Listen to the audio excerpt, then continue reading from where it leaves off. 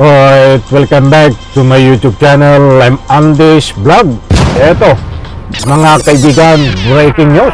Talagang surprise ho na tumistigo dito sa mga nabanggit na pangalan na ginanap na hearing diyan sa Kongreso. Itong usapin ho na bilyones na pinagbabawal na gamot. Ay talagang marami ho ang nagulat dahil bigla hong tumistigo itong si Jimmy Guban na siyang nakahuli ng pinagbabawal na gamot, subalit siya ho paang nakulong. Ano ang nangyari? Mga kaibigan, pasensya na ho sa aking background. Nandito tayo ngayon sa aking simpleng sasakyan. Wala po tayo sa ating mini studio. At ito ay kahit abala ho tayo, ay gusto ko pong bigyan ito ng kaunting reaksyon, komentaryo, sapagkat nadadawit ho ang pangalan ng asawa ho ng kasalukuyan nating Vice Presidente Sara Duterte. Yung asawa di umano ng kasalukuyan nating Vice Presidente ay dawit na nagpapalaganap ng pinagbabawal na gamot, kasama rin ang kanyang kapatid na si Pulong Duterte at siyempre itong si Michael Yang. Hindi na ito bago matagal na ho rin itong ika nga po iniimbestigahan, subalit yung mga tumatayo na mga witness noong kapanahonan ho ni dating Presidente Tigong na siya ang presidente, ay siya pa hong nakukulong. Mantakin nyo ho itong si Gabon.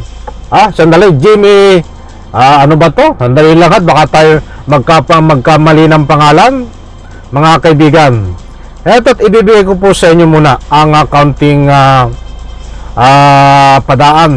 Buhat marami na ho ito yung ginanap po kanina na hearing diyan sa Kongreso. Na may mga sorpresa ng mga witness. Ito nga pong si Guban, Jimmy Guban ay approximately 6 na taon nung nakakulong na ngayon. But ayon po sa kanyang salaysay ay parang style dilema ho. Siya po ang nag-imbestiga, siya ho ang nakahuli, ba't siya ang kinulong? Yun ang malupit. Eto ho, kaunting padaan lang mga kaibigan. So alam niyo ho, yung iba ay nagulat dito, yung iba hindi na nagulat. Dahil ay alam po naman natin nung kapanahunan na dating Presidente Digong na kapag nagsalita ka ng against sa kanya, lalong-lalo na po dito sa mga usaping pinagbabawal na gamot, ay may paglalagyan ka ho. Ito rin ang lumalabas ho dito sa lumabas na tumistigo laban ho dito sa pamilya Duterte, mga kaibigan, at iba pang mga kasangkot na kaibigan ho ni dating Presidente Digong. Kung makukunitan nyo ho itong si Leila de Lima, halos ganito ho ang istorya, mga kaibigan. Nakulong ng walang kasalanan itong si de Lima. But ayon ho dito sa lumabas na testigo ay kung pagbabatayan ho yung kanyang testimonya, ay magugulat kayo. Samahan niyo po ako mga kaibigan.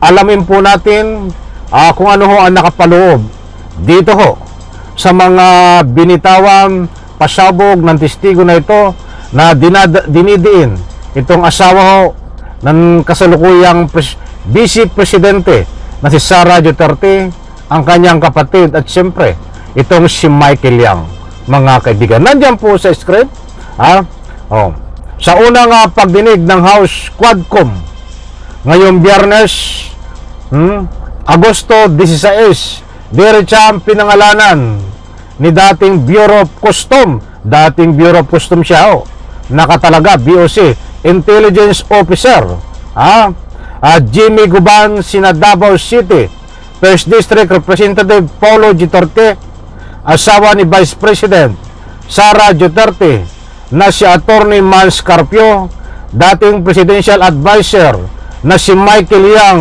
na di umano nasa likod ng smuggling na illegal na droga sa Port of Manila. Ay matindi ho yung akusasyon na ito. Isipin mo itong tumistig ho na ito, approximately 6 na taon na ho nakakulong. But ayon ho dito sa kanyang salaysay, mga pasabog, wala siyang kasalanan. Nag-imbestiga siya, at siya nakahuli, subalit sa kanyang pag-iimbestiga, ay madadaanan niya at masasagasaan itong mga nabanggit na pangalan: si Pulong Duterte, Mans Carpio, at siyempre itong si Michael Yang. Kaya siya ho ang binaligtado ang pangyayari. Kaya datapwat sa puntong ito ho ay nagkaroon ng pagkakataon dahil iba na ang presidente ay muling binuksan itong investigasyon na ito at isiniwalat ho diyan sa loob ng Kongreso, inimbestigahan, at marami po ang mga isiniwalat niya, pinangalanan. Ito po ay pahapyaw pa lang, kaunti pa lang po itong pinapangalanan na ito.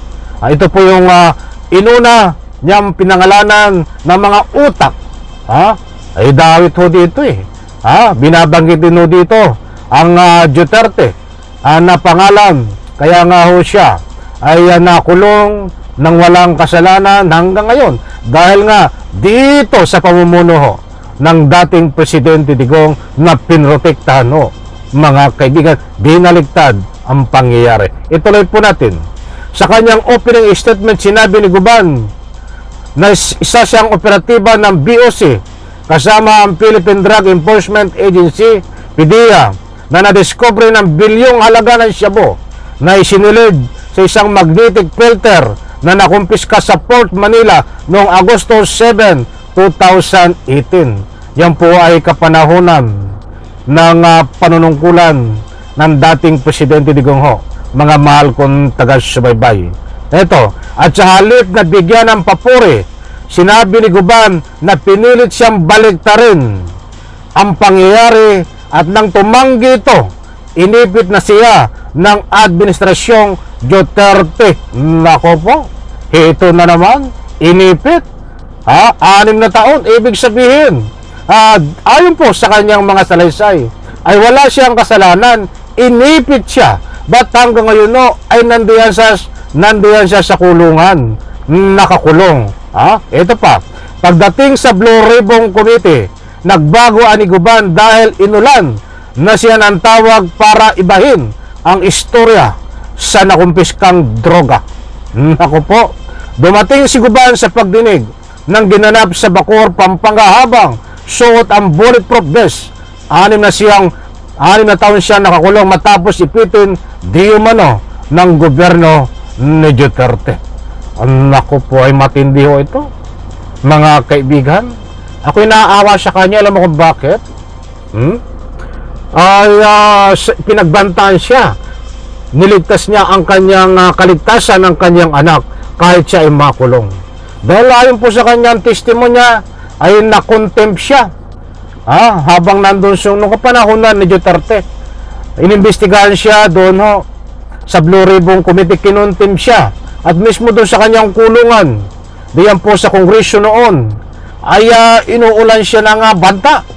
At yung anak ay idadamay. Kaya't nung siya ho ay kinulong na, naaresto na, yun lagi ang katuwiran na anak ay idadamay. Kaya't napilitan na ho siya. Nakika nga po, wala na siyang magawa mga mahal kong taga-subaybay. But Beno, ay bibigyan ko po kayo ng complete details muli nito. Ito po ay padaan lang ng kaunti. At gusto ko lang pong ihatid, ito pong asawa ng nagmamagaling na si Sara Duterte, ay dawit ho. Kasama ang kanyang Mans Carpio, pinangalanan ho. Michael Yang, ang economic advisor ng kasalukuyang ng dating administrasyon, dating Presidente Digong Davidin ho, at siyempre itong kanyang kapatid Paulo Duterte. Marami pang ibang pinangalanan. Huwag po kayong maglala, sa susunod po nating vlog ay papangalanan po natin at bibigyan po ng diin natin ito komentaryo na talagang matindi, mainit. Medyo malumanay pa lang po tayo ngayon dahil gusto ko lang pong ibigay sa inyo na may tumistigo, surprise testigo na kasalukuyan pong nakakulong diyan po sa Bilibid Prison itong si Jimmy. Jimmy po ang pangalan nitong testigo na ito na nahatulan ho ng life sentence habang buhay na pagkakabilanggo. Subalit lumalabas ho na binaliktad ang pangyayari. Ginipit lang siya, mga kaibigan. Ganun po katindi at kasakit ang nararanasan ngayon nitong lumantad na testigo na si Jimmy Guban. Alalahanin niyo, kay Laila de Lima nga ho, di ba? Mga fabricated ang ebidensya. Nagwagi, hindi po sila nagwagi. But dito kay Guban ho, ay nahatulan no ng life sentence, mga kaibigan. So, umaasa po tayo na mabibigyan po ito ng linaw. Katulad nga po ng nasabi ko, sana po yung hearing na yan ay may patutunguhan. Sana ho ang mga pangalan na sangkot dito ay bigyan ng ngipin ang kanilang sinasabi na kailangang maimbestigahan at mapanagot, mga mahal kong taga-subaybay. Kaunting padaan lang po tayo, medyo malumanay. At maraming salamat po, pagpalain po tayo lahat. Diyan po sa comment section, inaanyayahan ko po kayo na magbigay ng anumang public opinion. Sa palagay niyo po ba, dapat po bang manatili pa itong si Sara Duterte sa pwesto niya? Dapat na po ba talaga itong i-impeach? Dahil kahit ang asawa niya ho, ay matagal na ho na usapan din na ito ay sangkot sa pinagbabawal na gamot. Di man ho, ba't sa puntong ito ay may lumabas ho na mga testigo muli, mga mahal kong taga-subaybay. Na reaction, diyan po sa comment section, inaanyayahan ko po kayo magbigay ng anumang public opinion. Isang like ko sa video na ito. Bye-bye. Palakpakan.